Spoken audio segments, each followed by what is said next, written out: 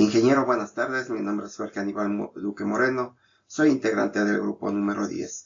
A mí me toca explicar los dos puntos iniciales. Entonces, comencemos. Punto 1.1, que es la introducción. El contenido de esto va a ser 4 puntos fundamentales. El primero, definición y propósito del análisis de riesgos. Como segundo, importancia del análisis de riesgos en seguridad informática. Como tercero, 3 elementos clave que se evalúan en un análisis de riesgos. Y como cuarto, el cruce de estos elementos en el análisis. Comencemos por el primero, que es la definición y propósito del análisis de riesgos. El análisis de riesgos es una fase fundamental dentro del proceso global de gestión de riesgos. Se define como el proceso sistemático de identificar, estimar y priorizar los riesgos tecnológicos y de seguridad que podrían afectar negativamente a los activos esenciales, la reputación, las operaciones y los individuos de una organización. En esencia, busca responder a 3 preguntas críticas frente a un escenario adverso. ¿Qué puede salir mal? ¿Qué tan probable es que suceda? Y la última, ¿cuáles serían las consecuencias reales para el negocio? Como segundo punto tenemos la importancia del análisis de riesgos en seguridad informática. ¿Por qué es importante realizar un análisis de riesgos en seguridad informática? La ejecución de un análisis de riesgo es indispensable en los entornos de TI actuales, por las siguientes 4 razones estratégicas y operativas. Como primer punto tenemos la optimización y asignación eficiente de recursos. Las organizaciones no disponen de presupuestos ni tiempos ilimitados. El análisis permite identificar cuáles son los riesgos críticos para enfocar la inversión económica y el esfuerzo del equipo de TI en implementar controles donde realmente se necesitan, evitando así gastar recursos en mitigar amenazas irrelevantes o de muy bajo impacto. Como segundo, tenemos la toma de decisiones proactiva e informada. Transformar la seguridad de un enfoque puramente reactivo, responder desesperadamente cuando ocurre un incidente o hackeo, o un proactivo, que sería como prepararse, mitigar y robustecer las defensas antes de que la amenaza sea explotada. Como tercer punto tenemos la continuidad del negocio y minimización de impactos. ¿Qué significa esto? Que nos permite diseñar planes de contingencia y controles técnicos, como respaldos, firewalls, redundancias específicos para garantizar que ante un ataque informático, un fallo de hardware o un desastre, la empresa pueda seguir operando sin pérdidas financieras catastróficas ni daños irreparables a su reputación. Como cuarto punto tenemos el cumplimiento legal normativo. En la actualidad, los marcos de trabajo y normativas internacionales como ISO/IEC, la 27001, COVID, NIST o legislaciones de protección de datos exigen explícitamente realizar análisis de riesgos periódicos para certificar que una organización resguarda adecuadamente la información. Como tercer punto, tenemos 3 elementos clave que se evalúan en un análisis de riesgo. Estos puntos son el primero, activos de información, valor y protección de activos, incluye el hardware, servidores, redes, base de datos, aplicaciones, propiedad intelectual e información confidencial. Como segundo punto tenemos las vulnerabilidades, que son debilidades y fallos en sistemas y procesos. Como ejemplos tenemos el software desactualizado, mala configuración, falta de capacitación o ausencia de políticas de seguridad. Como tercer punto tenemos las amenazas. Estos son factores potenciales de daños, incluyen ataques maliciosos, errores humanos y eventos naturales que pueden explotar las vulnerabilidades. Como cuarto punto tenemos el cruce de estos elementos en el análisis, es decir, el cálculo del riesgo, es la probabilidad y el impacto. Esto mide la probabilidad de que una amenaza explote una vulnerabilidad sobre un activo y su impacto financiero operativo. Como resumen, podemos ver en esta infografía un análisis de riesgo TI. Evaluando y gestionando riesgos en la seguridad de la información, tenemos las preguntas que son importantes: ¿qué puede salir mal? ¿Qué tan probable es que suceda? ¿Y cuáles serían las consecuencias? ¿Por qué es importante esto? Por optimización de recursos, decisiones proactivas, continuidad del negocio y cumplimiento normativo. Los elementos claves del análisis son activos, qué protegemos, vulnerabilidades, dónde somos débiles, y las amenazas, que responden a la pregunta ¿qué nos amenaza?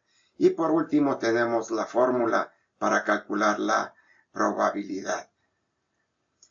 Esto es todo en cuanto al primer punto. Continuamos con el punto 1.2. El punto 1.2 es la clasificación de la información, estableciendo niveles de sensibilidad para proteger datos.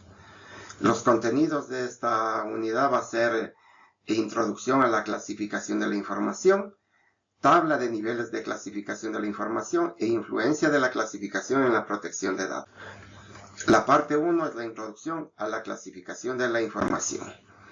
La clasificación de la información es el proceso de categorizar los datos de una organización en función de su sensibilidad, valor y el impacto potencial que tendría su divulgación no autorizada. Alteración o pérdida: no toda la información tiene el mismo valor, ni requiere el mismo nivel de seguridad.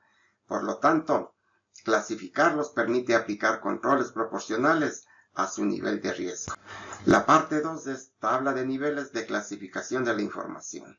Una estructura estándar y ejemplos. Entonces, lo que tenemos es la tabla de niveles de clasificación de la información para estructurar la sensibilidad de los datos. Las organizaciones suelen adoptar un modelo de 3 o 4 niveles. A continuación presentamos una estructura estándar con ejemplos concretos. Por ejemplo, en nuestro caso vamos a dividirla en 4. Los niveles de clasificación. Como primero tenemos el nivel pública. La descripción es información que puede ser compartida libremente con cualquier persona. Ejemplos concretos de esto tenemos folletos de productos y servicios, comunicados de prensa oficiales, ofertas de empleo publicados en la web, páginas de soporte técnico abiertas. Como segundo nivel de clasificación tenemos la interna de uso, que pueden ser, la descripción puede ser datos destinados exclusivamente a los empleados o socios de confianza para las operaciones diarias. Su divulgación externa no es catastrófica, pero podría causar ventajas competitivas a terceros o molestias operativas. Dentro de ejemplos tenemos manuales de procedimientos internos, organigrama de las empresas, minutas de reuniones, directorio telefónico, etc. Como tercer nivel de clasificación tenemos la confidencialidad. Como descripción tenemos información sensible que se requiere acceso restringido mediante permisos estrictos. Si estos datos se filtran, la organización podría enfrentar sanciones legales, pérdidas financieras significativas o daños a su reputación. Como ejemplo de estos tenemos datos personales de clientes como dirección, teléfono, historiales médicos o registros de empleados, códigos fuentes de aplicaciones internas, de estrategias de marketing antes de su lanzamiento. Y como último nivel de clasificación tenemos la restringida o secreta. Es el nivel más alto de sensibilidad informática altamente crítica, cuya filtración causaría un daño severo e irreversible a la comunidad del negocio. Son de demanda masiva o quiebra.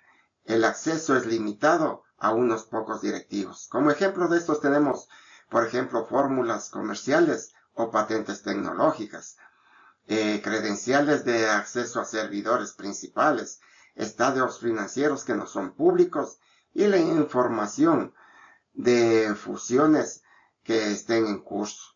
Como parte 3 tenemos la influencia de la clasificación en la protección de datos.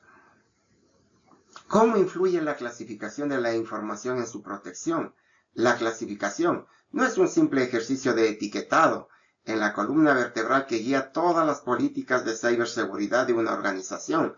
Influye directamente en la protección de los datos a través de los siguientes mecanismos. Tenemos ahí esbozados 5 mecanismos. Como primero, la implementación de controles de acceso precisos. Es el principio de menor privilegio. Permite a los administradores de TI configurar sistemas de control de accesos basados en roles, por ejemplo, un archivo etiquetado como restringido. Automáticamente bloqueará el acceso a cualquier usuario que no pertenezca a la alta gerencia, mientras que los datos internos estarán disponibles para todo el personal. Como segundo, tenemos la optimización del cifrado de datos. Esto ayuda a decidir qué datos deben cifrarse de manera obligatoria, tanto cuanto están almacenados en discos duros o servidores, como cuando están en tránsito, es decir, enviándose por red. Sería ineficiente e innecesario citar con algoritmos militares la información pública, pero es un requisito crítico para la información confidencial. Como tercero tenemos la prevención de pérdida de datos, DLP o Data Loss Prevention.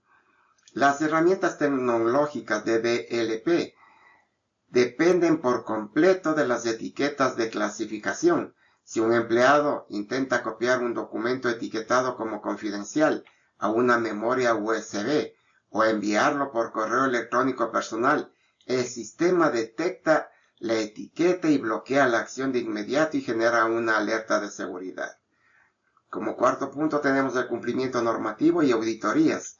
Las regulaciones internacionales como GDPR, HIPAA o la ISO 27001 exigen que las organizaciones sepan exactamente dónde residen sus datos sensibles y cómo los protegen. La clasificación automatizada permite rastrear, auditar y demostrar ante un regulador que los datos críticos están bajo supervisión constante. Y como último punto tenemos el ciclo de vida del dato y la retención. Esto influye en las políticas de almacenamiento y destrucción de datos. Permite automatizar que los datos restringidos antiguos se eliminen de forma segura mediante métodos de borrado seguro después de que expire su tiempo legal de retención, evitando que queden vulnerables en servidores olvidados. Esto es todo, ingeniero. Muchas gracias.